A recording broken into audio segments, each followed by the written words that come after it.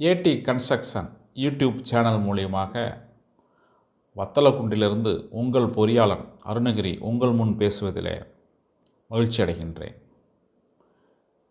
இப்போ ஒவ்வொருவரும் வீடு கட்டும் பொழுது அந்த வீட்டுக்கு அஸ்திவாரம் தோண்டுவாங்க, வானமாக தோண்டுவாங்க, பில்லர் குழியாக தோண்டுவாங்க.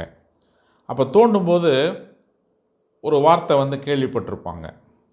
அதை கேட்பாங்க, சட்டு வந்துருச்சா, சட்டு வரைக்கும் தோண்டிடணுங்க, லூஸாக அந்த மண்ணில் நம்ம கட்டடத்தை கட்டக்கூடாது, சட்டு வந்துருச்சா அப்படின்னு சொல்லிட்டு தோண்டிக்கிட்டு இருக்கும் பொழுதே கொத்தனார் கேட்பார், இன்ஜினியர் கேட்பார், எத்தனை அடியில் சட்டு வந்துச்சு அப்படின்னு கேட்பாங்க. அப்போ அந்த சட்டு என்பது என்ன? இது டெக்னிக்கலாக உள்ள பொறியாளர்கள் கொத்தனார்களுக்கு தெரியும்.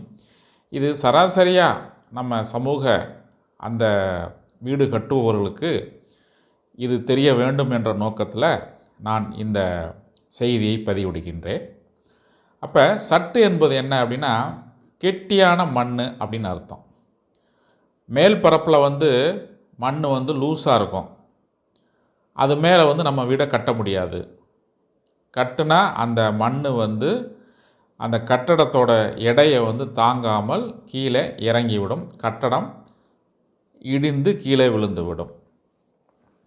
அப்போ அந்த லூஸு மண்ணை எடுத்துகிட்டு நம்ம கெட்டியான மண்ணில் கொண்டு போய் அந்த கட்டடத்தை உட்கார வைக்கணும். இப்போ இதை கொஞ்சம் புரியும்படியே நம்ம சொல்லணும் அப்படின்னா, இப்போ நம்ம பாலைவனத்தில் ஒட்டகம் போகுது. ஒட்டகம் இலகுவாக பாலைவனத்தில் கடந்து செல்லும். அது கால் பதியாது. ஏன்னா பாலைவனங்கிறது மணல் பாங்கான இடம். அங்கே ஒட்டக கால் பதியாது. ஏன் அப்படின்னா அந்த ஒட்டக கால் அகலமாக இருக்கிறது. அதனால் அந்த ஒட்டகத்தை எடையை அந்த மண் தாங்கி கொள்கிறது.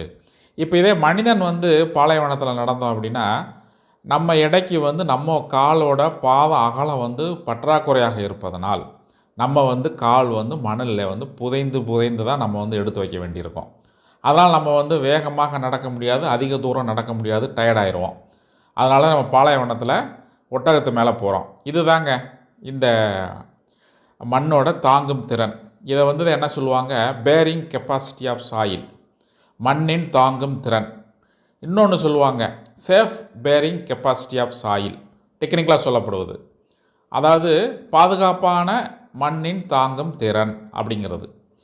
இந்த பாலைவனத்தில் ஒட்டகத்தை எப்படி மண் தாங்குதோ அதே போல தான் நம்ம வீடுகள் கட்டும் பொழுது, கட்டடங்கள் கட்டும் பொழுது அந்த அஸ்திவாரத்தை அந்த கட்டடத்தோட எடையை தாங்கும் அளவிற்கு அந்த வானமோ அல்லது பில்லர் குழியோ அந்த அளவு இருக்கணும். இப்போ நீங்கள் பில்லர் குழி தோண்டும் பொழுது எல்லா குழியும் ஒரே அளவில் தோண்ட மாட்டாங்க. நீங்கள் கவனிச்சிருப்பீங்க, மூலையில் இருக்கக்கூடிய கார்னர் இருக்கக்கூடிய பில்லர் குழி சின்ன சைஸில் இருக்கும், 3க்கு 3 சைஸில் இருக்கும். அடுத்து 2 பில்லர்களுக்கு இடையில், அதாவது அந்த மாதிரி வரக்கூடிய அந்த பில்லர்கள் பார்த்திங்கன்னா ஒரு 4க்கு 4 இருக்கும். நடுவில் வரக்கூடிய அந்த பில்லர் குழி பார்த்திங்கன்னா 5க்கு 5 இருக்கும், 6க்கு 4 இருக்கும். அப்போ இதெல்லாம் என்னென்னா, அந்த கட்டடத்தில் ஒவ்வொரு பில்லருக்கும் எவ்வளவு எடை வருகிறது, அந்த எடையை அந்த மண் தாங்கணும் அப்படிங்கிறதுக்காக அந்த பில்லர் குழியை சைஸை கூட்டுவாங்க. அதுதான் நம்ம பொறியாளர்கள் அதை கணித்து கணக்கு போட்டு அதை சொல்லுவாங்க. இதுதாங்க அந்த தாங்கும் திறன், self bearing capacity of soil. இதை கணக்கிடாமல் நம்ம அஸ்திவாரம் தோண்டினால் என்னாகும், அந்த கட்டடத்தோட எடையை தாங்காமல் மண் கீழே இறங்கி கட்டடம் கீழே விழுந்து விடும். இதுக்கு தான் என்ன சொல்கிறாங்க, சட்டு வந்துருச்சா அப்படின்னு கேட்பாங்க. அப்போ சட்டு என்பது என்ன, மேலே இருக்கும் அந்த லூஸான மண்ணை எடுத்து விட்டு கெட்டியான அந்த சட்டு எனப்படும் அந்த மண்ணில் அந்த கட்டடத்தோட அஸ்திவாரத்தை உட்கார வைப்பது, பில்லரை உட்கார வைப்பது.